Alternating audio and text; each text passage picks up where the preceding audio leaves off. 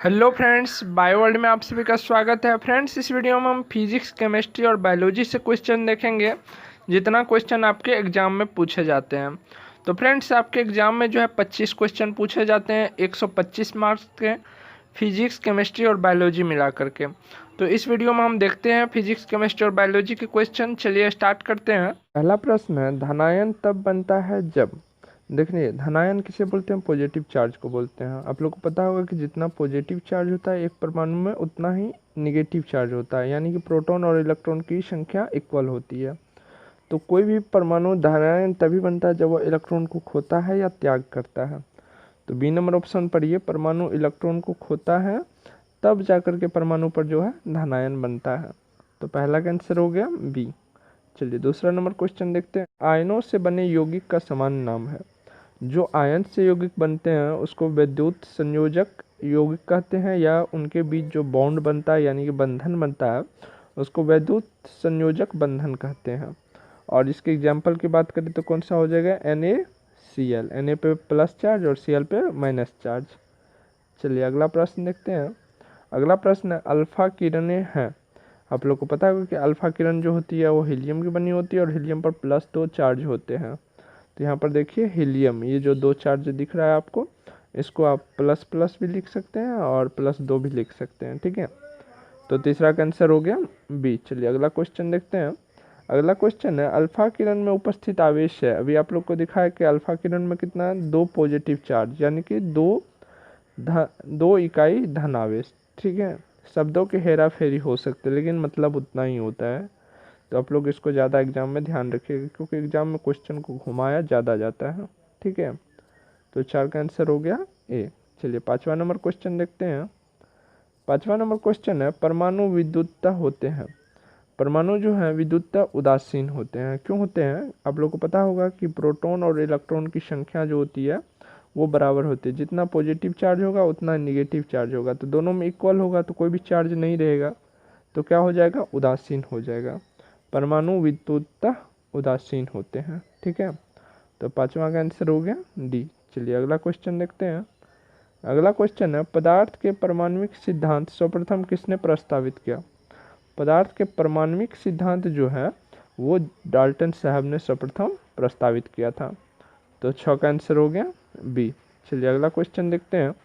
अगला क्वेश्चन है, परमाणु के नाभिक का आकार होता है। नाभिक का जो आकार होता है, नाभिक का जो आकार होता है वो 10⁻⁻15 मीटर होते हैं, ठीक है, 15 मीटर। ये जो ऊपर में एरो जैसी चिन्ह है ये पावर का चिन्ह था। तो 7 का आंसर हो गया डी। चलिए अगला प्रश्न देखते हैं। अगला प्रश्न है, ऑक्सीकरण एक ऐसी अभिक्रिया है जिसमें, यहाँ पर देखिए पहला ऑप्शन है इलेक्ट्रॉन का त्याग। इलेक्ट्रॉन का त्याग होगा ही होगा। उसके बाद है ऑक्सीजन का संयोग, ये भी होगा। उसके बाद है विद्युत धनात्मक समूह के अनुपात में वृद्धि। जब इलेक्ट्रॉन निकलेगा तो पॉजिटिव चार्ज के अनुपात में वृद्धि होगी ही होगी। तो क्या हो जाएगा आपका ऑप्शन डी हो जाएगा। सिर्फ ए ही नहीं होगा, डी हो जाएगा। 8 का आंसर डी। चलिए नंबर क्वेश्चन देखते हैं। नंबर क्वेश्चन है, एक भारी नाभिक 2 हल्के नाभिक में टूटने की प्रक्रिया को कहते हैं। आप लोग को केमिस्ट्री क्वेश्चन की जो वीडियो आई थी उसमें हम ये क्वेश्चन बताए हुए थे। जब एक भारी नाभिक 2 छोटे नाभिक में टूटते हैं तो उसे क्या बोलते हैं? विखंडन। और जब 2 छोटे नाभिक एक बड़े नाभिक के रूप में जुड़ते हैं तो उसे क्या बोलते हैं? नाभिकीय संलयन, ठीक है। दोनों घटना को याद रखिएगा। अगला प्रश्न है, परमाणु बम निम्न सिद्धांत पर कार्य करता है। परमाणु बम जो है कौन से सिद्धांत पर काम करता है? तो यही नाभिकीय विखंडन के सिद्धांत पर कार्य करता है परमाणु बम, ठीक है, जो बहुत ही भयानक और विनाशकारी होता है। चलिए अगला प्रश्न है, विशिष्ट प्रतिरोध का SI मात्रक होता है। देखिए प्रतिरोध का SI मात्रक ओम होता है, ठीक है। तो यहाँ पर विशिष्ट प्रतिरोध पूछा गया है और इसका SI मात्रक, इसको ट्रिपल स्टार करके क्वेश्चन लिख लीजिए, ठीक है। और इसका होमवर्क जो है आप लोग को मिला ये क्वेश्चन, इसका रिप्लाई करना है कमेंट में। चलिए अगला प्रश्न देखते हैं।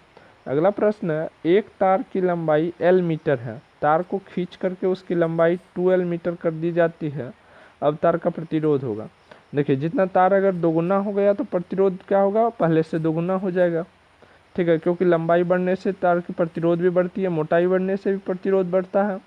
और जो होती है टेम्परेचर अगर बढ़ गया तो भी प्रतिरोध बढ़ेगा, ठीक है। तो ये सभी फैक्टर होते हैं प्रतिरोध के। चलिए अगला क्वेश्चन देखते हैं। अगला क्वेश्चन है, एक सामान्य शुष्क सेल में विद्युत अपघट होता है।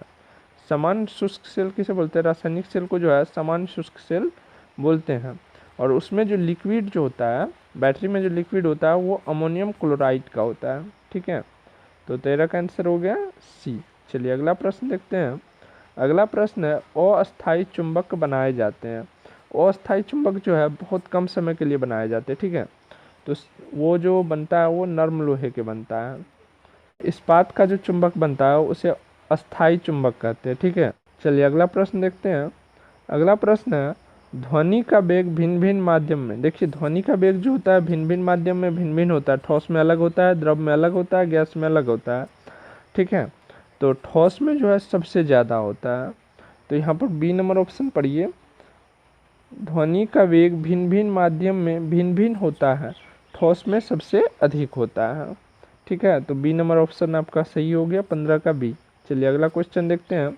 अगला क्वेश्चन है, अनुवांशिकता के जनक है। अनुवांशिकता मतलब हेरिडिटी। हेरिडिटी के जनक किसको बोले जाते हैं? मेंडल को, ग्रेगर जॉन मेंडल। तो 16 का आंसर हो गया आपका सी। चलिए अगला प्रश्न देखते हैं। 17 नंबर क्वेश्चन है, किस कारण एक माता पिता के सभी संतान एक समान नहीं होते हैं?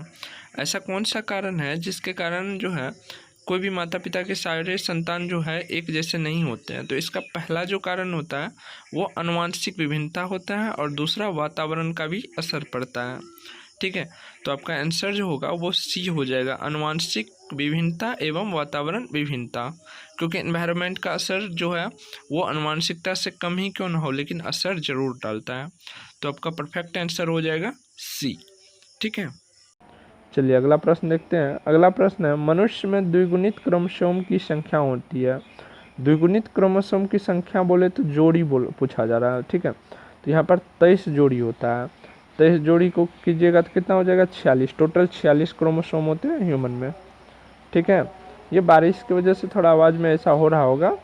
19 नंबर क्वेश्चन है, नवजात शिशुओं में हड्डियों की संख्या लगभग कितनी होती है? नवजात शिशु में जो हड्डी यानी कि बोन्स की संख्या होती है वो कितना होता है? 300 होता है। लेकिन वो कटते छटते जो है 206 बच जाता है। जब जवान हो जाए या बुढ़ापे तक में आते आते 206 बचते हैं। ठीक है, तो ह्यूमन बॉडी में अगर पूछा जाए तो 206 होगा। ठीक है, वहाँ पर टिक मारिएगा। लेकिन अगर नवजात शिशु बोल दे तो वहाँ पर 300 वाला टिक मारिएगा ऑप्शन। चलिए अगला प्रश्न देखते हैं। अगला प्रश्न है, किसकी उपस्थिति के कारण किसी पादप कोशिका और पशु कोशिका यानी कि plant cell and animal cell में अंतर पाया जाता है? तो आप लोग को पता होगा कि प्लांट सेल में जो होता है सेल वाल होता है, लेकिन एनिमल सेल में सेल वाल नहीं होता है। और सेल मेम्ब्रेन जो है प्लांट सेल में भी होता है, एनिमल सेल में भी होता है। तो यहाँ पर सेल वाल जो है वो दोनों में चेंजेस ला देता है, क्योंकि सेल वाल जो होता है बहुत हार्ड होता है, जिसके कारण पेड़ की स्ट्रक्चर इधर उधर नहीं होती। कभी देखे पेड़ का पेट फूल गया हो? नहीं ना होता है। तो सेल कोशिका भित्ति, जिसको सेल वाल को क्या बोलते हैं हिंदी में? कोशिका भित्ति। तो कोशिका भित्ति के कारण जो है दोनों में डिफरेंस पाए जाते हैं या दोनों में अंतर पाया जाता है। तो 20 का आंसर हो गया आपका बी। 21 नंबर क्वेश्चन है, निम्नलिखित में से कौन सा कोशिकांग डीएनए रखता है? कोशिकांग बोले तो ऑर्गेनेल। ठीक है, ऑर्गेनेल, इनमें से जो centriole, Golgi body, lysosome, mitochondria ये सभी क्या होते हैं? सेल के ऑर्गेनेल है, सेल में रहते हैं ये। लेकिन माइटोकॉन्ड्रिया जो होते हैं इनके पास डीएनए, खुद का डीएनए होता है। एक तो सेल में होता ही होता है, ऊपर से इनका खुद का डीएनए होता है। और एक प्लांट में होता है, ठीक है, उनके पास भी डीएनए होता है। लेकिन वो क्या है वो आप लोग को बताना है, किसके पास प्लांट में किसके पास जो होता है वो अपना डीएनए होता है। चलिए अगला क्वेश्चन देखते हैं। अगला क्वेश्चन है, लाइसोसोम कार्य करता है। देखिए लाइसोसोम का बहुत सारा कार्य है। कभी कभी वो सेल को, जो सेल काम नहीं करता है उसको डिस्ट्रॉय भी कर देता है, जिसके कारण इसका नाम जो होता है वो आत्महत्या की थैली कहा जाता है इसको। ठीक, ब्लास्ट करके उनको भेज देते हैं, डैमेज करके उनको हटा देते हैं उस जगह से। और ये पाचन के कार्य में भी सहायक होते हैं। तो यहाँ पर सी नंबर है, अंतःकोशिकीय पाचन में सहायक होते हैं लाइसोसोम। ठीक है, तो 22 का आंसर हो गया आपको सी।